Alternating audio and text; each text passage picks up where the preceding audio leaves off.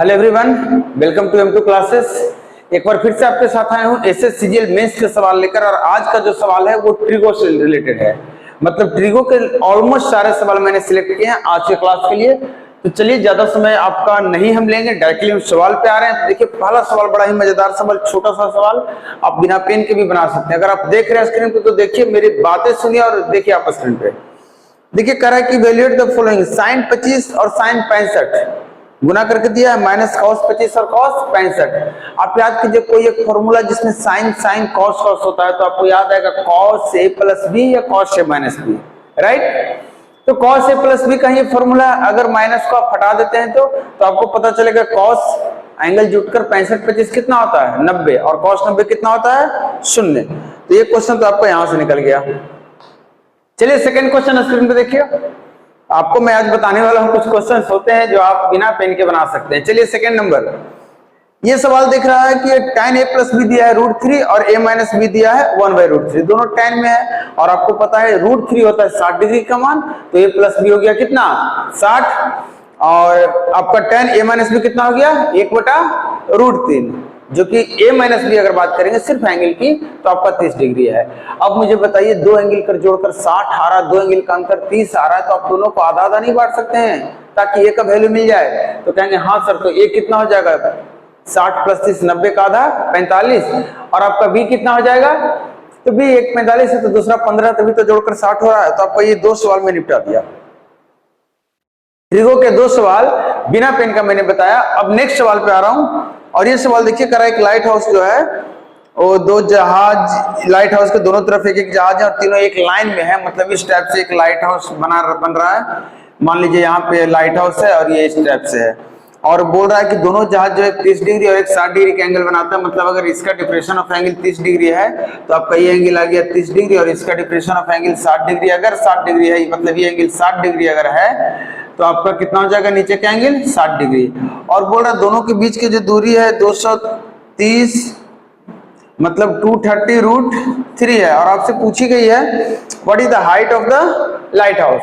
Light house की height मतलब ये पूछी गई है। आप मुझे बताओ, 30 के सामने अगर 1 होगा तो 60 के सामने क्या होगा √3। दोनों बातें, दोनों ट्रायंगल में वही लगना है एक दूसरे का पलट कर। तो 30 के सामने 1, 60 के सामने √3, क्या हम इसको √3 ही बोल दें? अब आप मुझे बताओ, 30 के सामने अगर 1 लगता है तो 60 के सामने √3। ध्यान देना, 30 के सामने 1 तो 60 के सामने √3। अगर 1 को आप √3 से गुना करेंगे तो ये वाला √3 से गुना होकर बनेगा 30। और अगर 60 के सामने आपने √3 लिया है तो 30 के सामने आपको लेना पड़ेगा 1। और आपके सामने अब बना सवाल कि √3 और +1 4 की वैल्यू इतनी है तो 1 की वैल्यू इतनी हो गई। और आपसे लाइट हाउस की हाइट पूछी गई थी, वो थी √3, तो √3 की वैल्यू इतनी हो जाएगी। आप इसको कैलकुलेट कर लेंगे क्या? मेरी उम्मीद से तो कर लेंगे।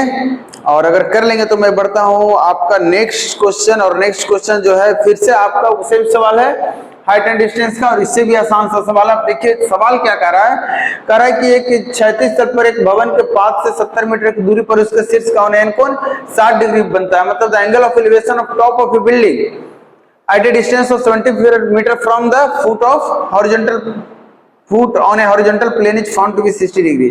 मतलब यहां से अगर यहां से आप एंगल बनाने की कोशिश करें तो 60 डिग्री का एंगल बन रहा है। ये बोला है कि जो एंगल बन रहा है वो 70 मीटर दिया है ना, 70 मीटर दूरी से पूछ रहा है। तो इस जो बिल्डिंग है इसकी हाइट आपसे पूछी गई है। अभी आपको बताया 60 के सामने √3 होता है और 30 के सामने कितना जाता है 1। तो 1 की वैल्यू अगर 70 है तो √3 की वैल्यू √3 गुना 70, और ये आपका कुछ मिल गया इसका आंसर। नेक्स्ट सवाल जो आपका है, आप इसको देखिए स्क्रीन पे। और फिर से आपका वही है आपका हाइट एंड डिस्टेंस का सवाल। देख लीजिए, हाइट एंड डिस्टेंस का सवाल की खासियत, आप अगर डायग्राम बना लेते हैं तो सवाल में कुछ रहता नहीं है, और जब तक डायग्राम नहीं बनाते हैं तो सवाल थोड़ा सा तकलीफ देता है। आपको लगता है थोड़ा सा कॉम्प्लिकेटेड है, और ध्यान रहे साइन कॉस tan लगाने की जरूरत नहीं है। आप उसके कॉन्सेप्ट को सही से लगा दीजिए, आपके सारे ट्रायंगल पे सवाल सॉल्व हो जाते हैं।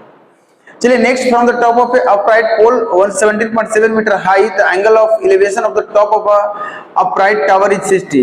एक पोल लिया हुआ है जिसकी हाइट दे रखी है 17.75, और यहाँ से from the top of a upright pole, मतलब ये जो सीधा पोल खड़ा है इसके टॉप से जो एंगल ऑफ एलिवेशन है, एक angle of elevation of A tower, ये टावर आपका हो गया और ये आपका पोल हो गया।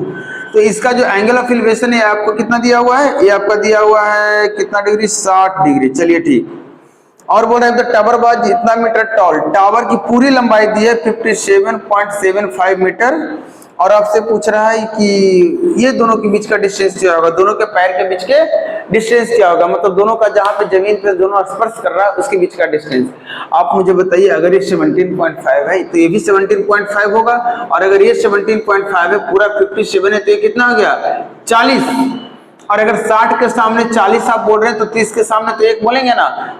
तो एक बात बताइए, 60 के सामने तो होता है √3 की वैल्यू 40, तो 1 की वैल्यू कितना हो गया 40/√3। आप सोल्व कर सकते हो, ऊपर नीचे कंजुगेट लगा के ऑप्शन आपका इसी तरह से सेट किया है।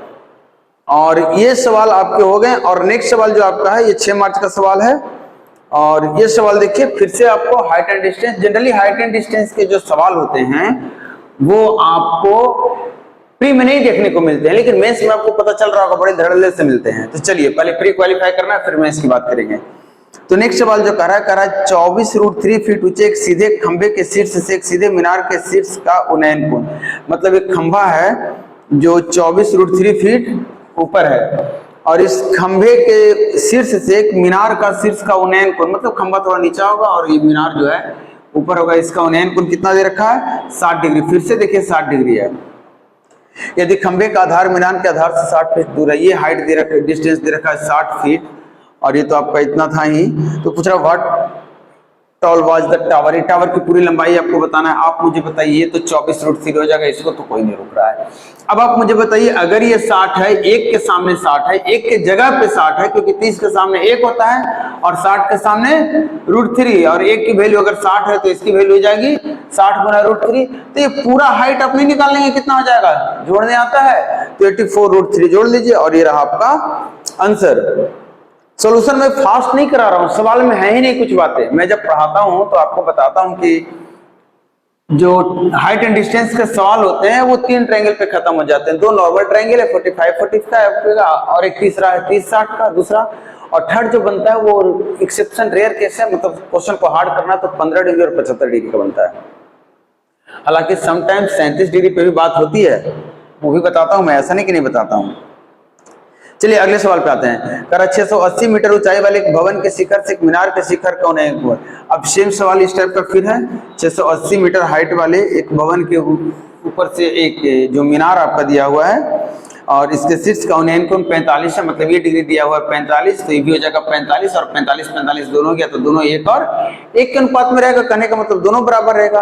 कर उसी भवन के आधार से उसी मीनार के शिखर का उन्नयन कोण 60, और ये दिया हुआ आपका 60 डिग्री।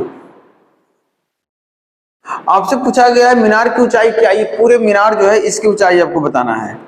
तो आप मुझे बताइए 680 तो आपका यहाँ कोई नहीं रोक रहा है, कोई रोक रहा है, थोड़ा सा ज्यादा होगा, कितना ज्यादा होगा आप मुझे बताइए। अगर ये 1 है, अगर ये 1 है तो ये तो 30 होगा ना, बड़े वाले ट्रायंगल की बात कर रहा हूं। अगर वो 30 है तो 30 के सामने 1, आप देखिए ध्यान से, ये वाला जो आधार है ये यहाँ भी 1 है, और ये जो आधार यहाँ भी 1 है, इसका मतलब 60 के सामने आपको पूरा कितना होना पड़ेगा √3, और √3 में 1 अगर यहाँ से हटा दिए तो ये जो बचेगा ये बचेगा आपको √3 माइनस 1 की वैल्यू आपकी इतनी है। और आपसे पूछी गई है पूरे हाइट आपका कितना है √3। सोल्व कीजिए, अगर 1 की वैल्यू इतनी है तो √3 माइनस 1 की वैल्यू इतनी, तो 1 की इतनी होगी और √3 की वैल्यू इतनी होगी। ये आपका आंसर रहा।